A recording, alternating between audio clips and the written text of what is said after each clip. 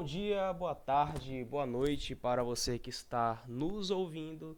Agora é o dia 3 de maio, às 5 horas da tarde, e nós vamos gravar o nosso primeiro episódio da série de podcasts, tá? Sobre a obra do Paulo Freire, sobre a obra A Pedagogia do Oprimido.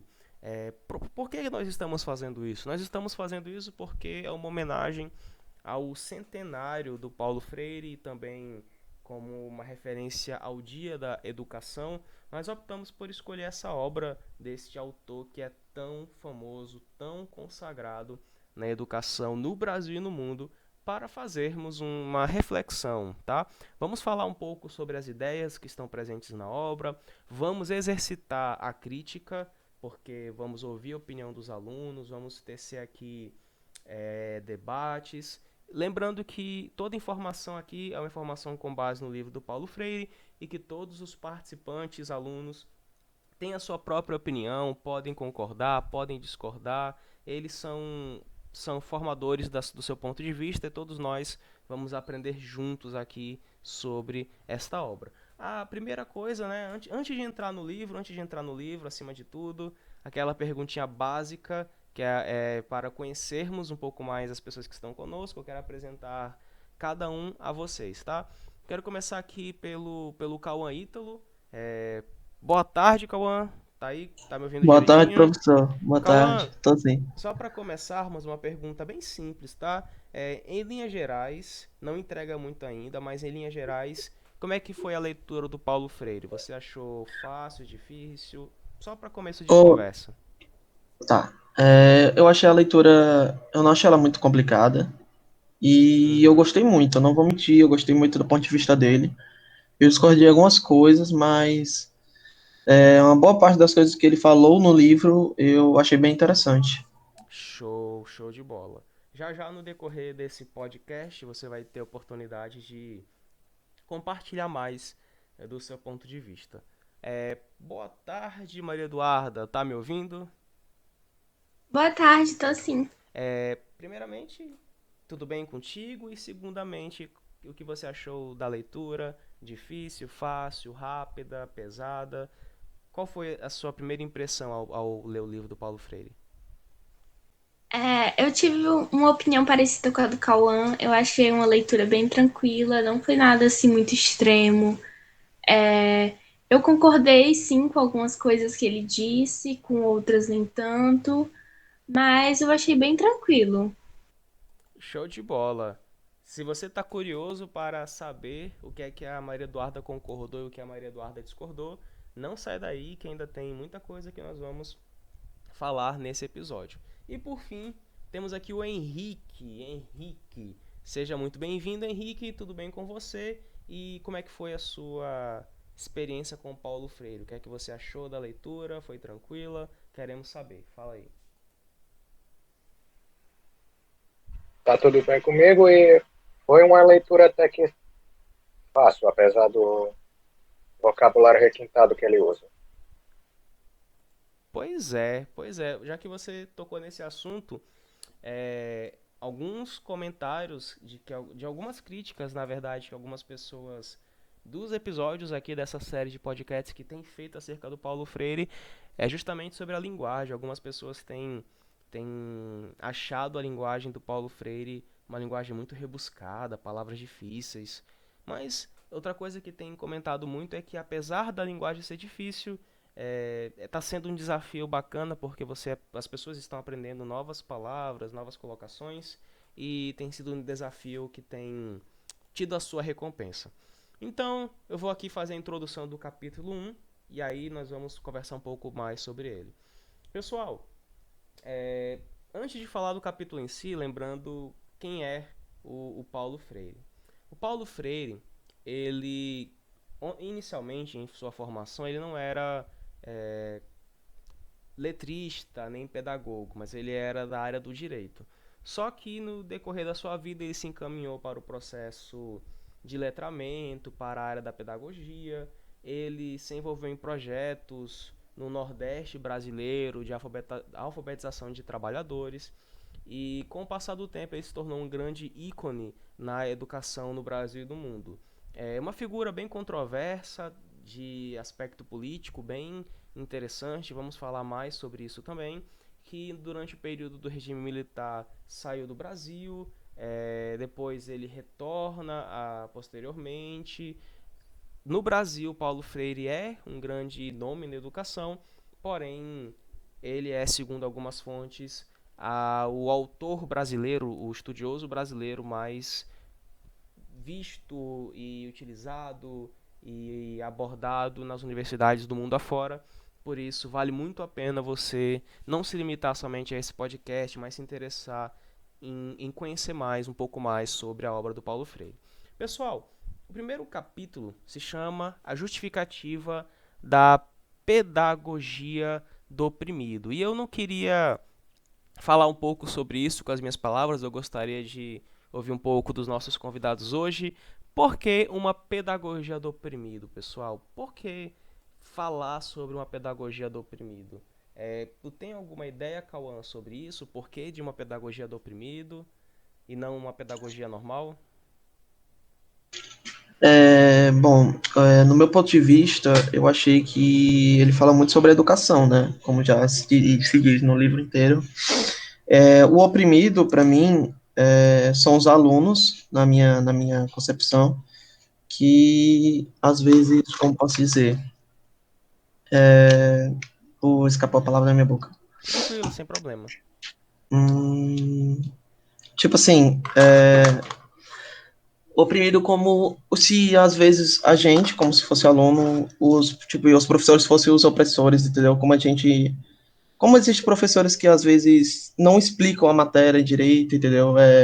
Como assim, tipo, Sim, não compreendo sim interagem a com os colocação. alunos, não interagem com os alunos, só coloca a matéria e deixa os alunos ali e eles têm que se virar do jeito que eles têm de se virar. Aquilo que o Paulo Freire ele vai chamar mais na frente também de educação bancária, de educação da classe opressora com a classe oprimida. E de fato, os alunos, Cauã e Ítalo, fazem parte desse processo educativo do Paulo Freire. É algo que vale ressaltar. Muito obrigado por acrescentar isso. Mas também temos um pouco mais acerca disso, né? Maria Eduarda, Luiz Horácio, algum de vocês tem alguma opinião a mais sobre o porquê de uma pedagogia do oprimido e quem seriam esses oprimidos dos quais o Paulo Freire fala? Assim, eu acredito que também, como o Cauã disse, tem muito essa questão do relacionamento entre o professor e o aluno e essa questão de opressor e oprimido. E uma das coisas que ele fala também no livro é que nós também podemos ser, além de oprimidos, opressores. Uau! Por conta que a gente, ao mesmo tempo que é criticado, a gente critica o ensinamento que o professor passa pra gente Uhum. e ele critica o nosso aprendizado. E muitas vezes não de forma a se reconstruir, mas como uma crítica mesmo de, de algo que não tá dando certo, de que você, o erro é você. E nem sempre é isso que acontece. Eu acho que tem que ser uma relação assim de uma crítica construtiva e, como o Cauã disse, estabelecer o diálogo durante o método de ensino para auxiliar, né? Muito bom, muito bom, muito bom. Fala Horácio, fala Henrique, por favor. Eu acho que, de certa forma, é necessário também compreender o opressor em si, para melhorar o diálogo, tentar Sim. fazer uma ponte para que o oprimido não se torne como o opressor. Olha, uma colocação bem complexa do oprimido não se tornar como o opressor. Pessoal, eu vou aqui pegar um pouco de tudo que vocês colocaram. Vamos fazer aqui uma união de ideias para explicitar melhor essa informação. Da seguinte forma, você que está nos ouvindo, tá bom? Que é o seguinte: o Paulo Freire ele vai compreender a educação como um ato político. O Paulo Freire ele não vai separar você aprender a ler, né, ser alfabetizado, de você aprender o seu lugar no mundo e a reconhecer o mundo dentro de um processo pedagógico. Então, Paulo Freire enxerga a educação como um ato político, não se trata apenas de saber, mas também de criticar, de perguntar, de questionar. E o Paulo Freire enxerga que existe uma classe social, um grupo na sociedade, que seria um grupo mais poderoso do que os outros, e este grupo mais poderoso, ele oprime, né, o grupo inferior. Sendo este grupo inferior, geralmente o grupo dos trabalhadores, proletários, os grupos dos marginalizados desta sociedade. Professor, mas por que essa pedagogia, então, do oprimido? Na visão do Paulo Freire, é uma forma de educação dos oprimidos para que eles se reconheçam enquanto oprimidos, reconheçam a sociedade em que eles vivem e que, através da educação, eles possam ser agentes transformadores dessa sociedade. E esse é um ponto de vista bem interessante. Os colegas aqui, os nossos participantes, falaram na necessidade de haver um diálogo, de haver uma conversa para que haja conscientização e que o oprimido não se torne o opressor, que é um ponto bem interessante que nós vamos aqui ainda abordar um pouco mais, tá? Tem uma frase, gente, do Paulo Freire, que eu gostaria de poder ouvir um pouco mais do comentário de vocês sobre ela. É uma frase bem icônica e eu gostaria de perceber como é que vocês analisaram essa frase. É uma frase que ele diz o seguinte: ninguém liberta ninguém, ninguém se liberta sozinho, os homens se libertam em comunhão.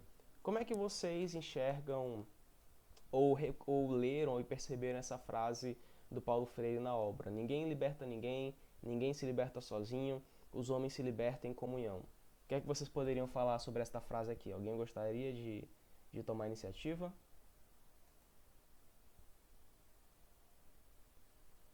Eu acho que ele quis, eu acho não, eu acredito que seja para retratar essa questão de.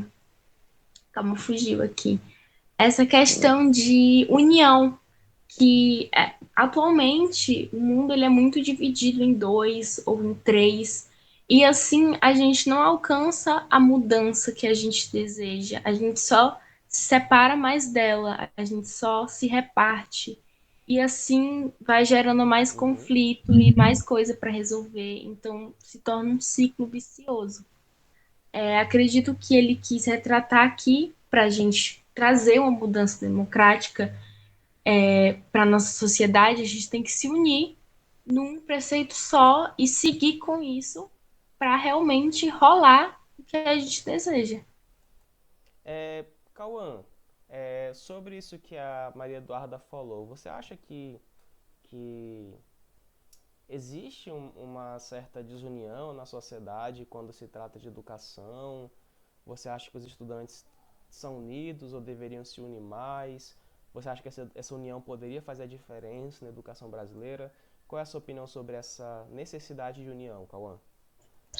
Bom, professor, na minha opinião, eu concordo com ela. Existe sim essa desunião, tanto entre os próprios alunos, como entre professor e aluno.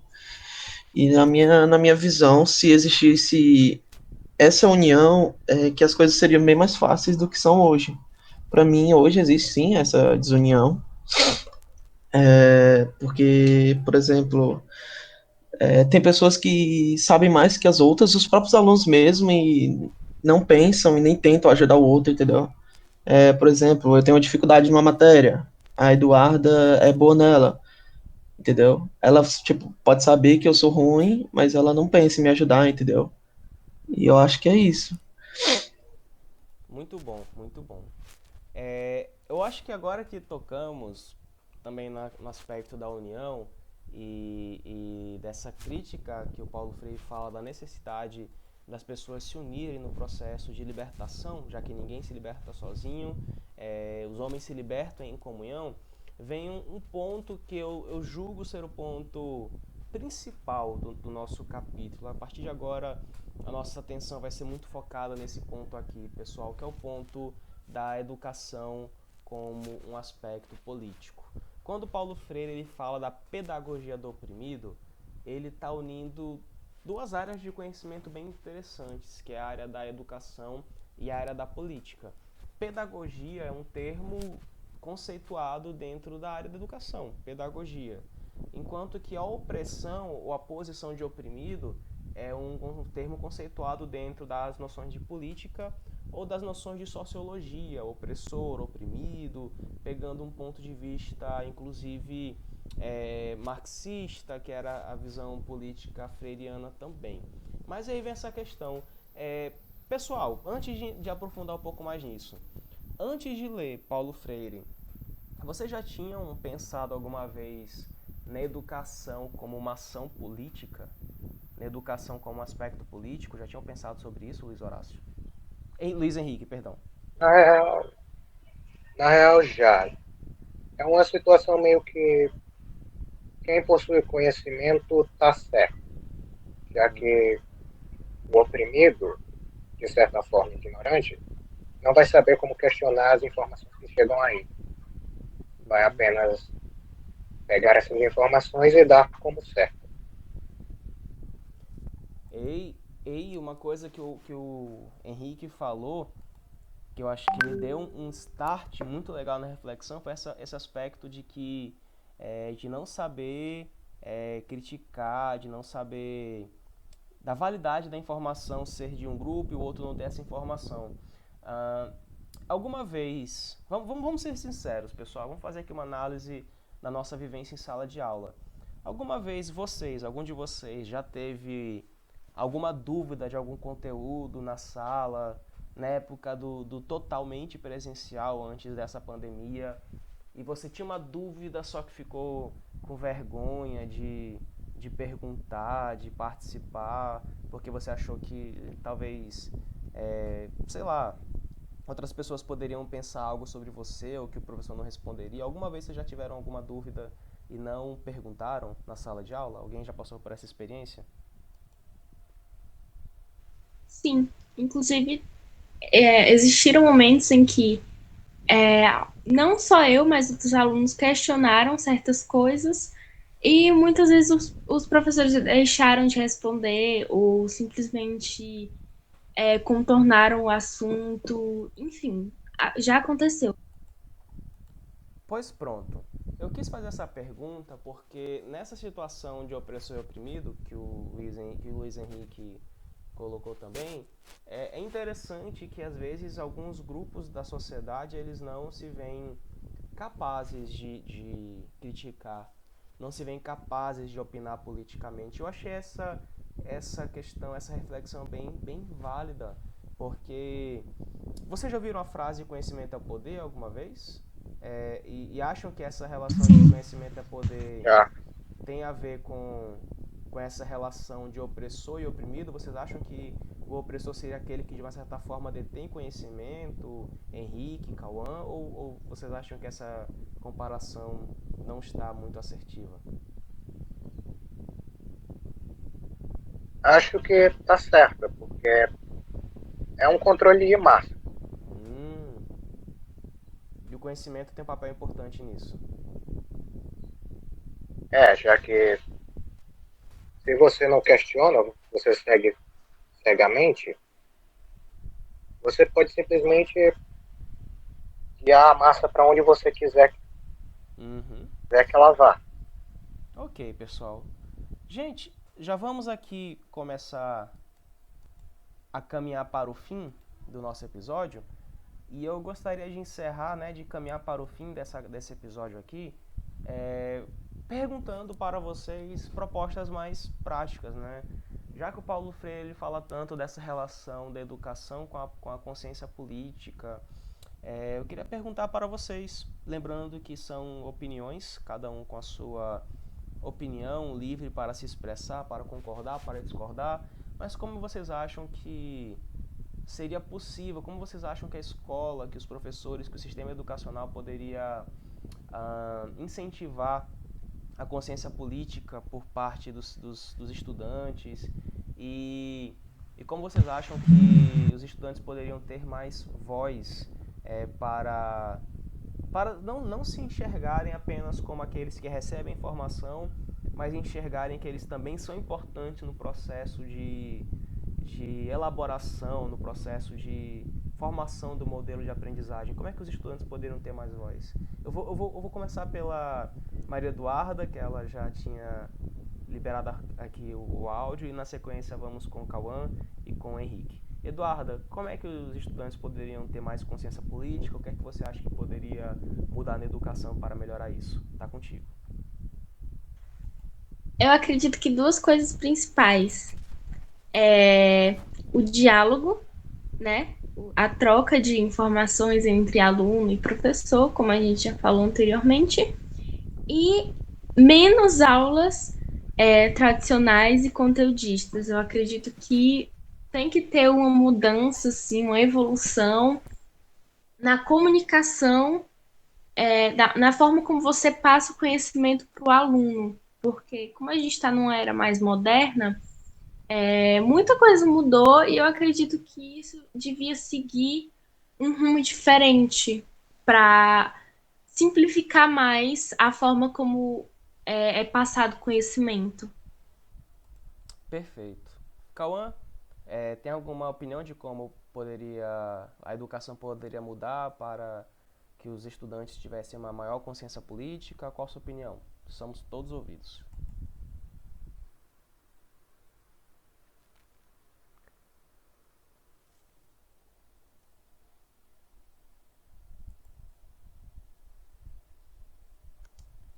Henrique, você teria alguma opinião acerca de como é que a educação poderia trabalhar mais essa questão política de uma forma saudável, bacana? Qual a sua opinião sobre isso?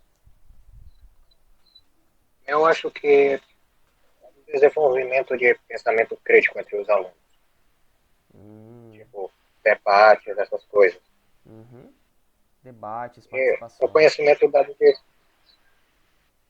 conhecimento passado de forma que os alunos entendam, não simplesmente jogado para que quem pegar pegou. Misturar, colocar a parte da prática também, né, em cima da reflexão. Eu acho que o Cauã ele estava com alguma questão técnica, algum detalhe técnico. Cauã, consegue falar agora? Consigo sim. Aê!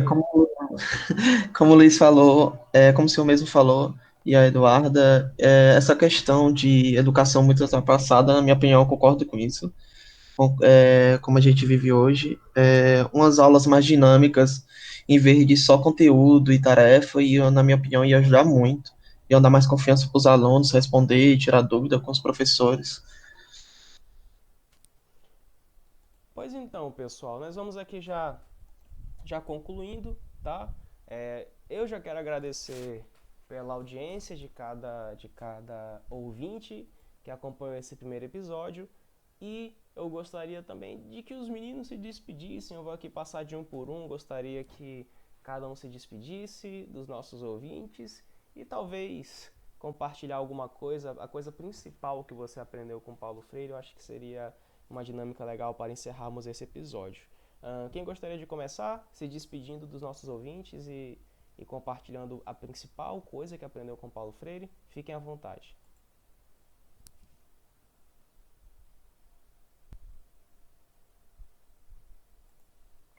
Eu posso começar, então. Eu queria agradecer primeiramente pela oportunidade de expor a minha opinião, de ser escutada e de escutar a opinião das outras pessoas que estão aqui para debater sobre a mesma questão do Paulo Freire. Eu gostei muito de ler sobre ele, particularmente eu não conhecia, e eu acho que a partir de agora eu vou ter um olhar um pouco mais estudado em relação à dinâmica social do ensino educacional. Eu acho que é um conhecimento que valeu a pena adquirir e eu pretendo me aprofundar cada vez mais nele.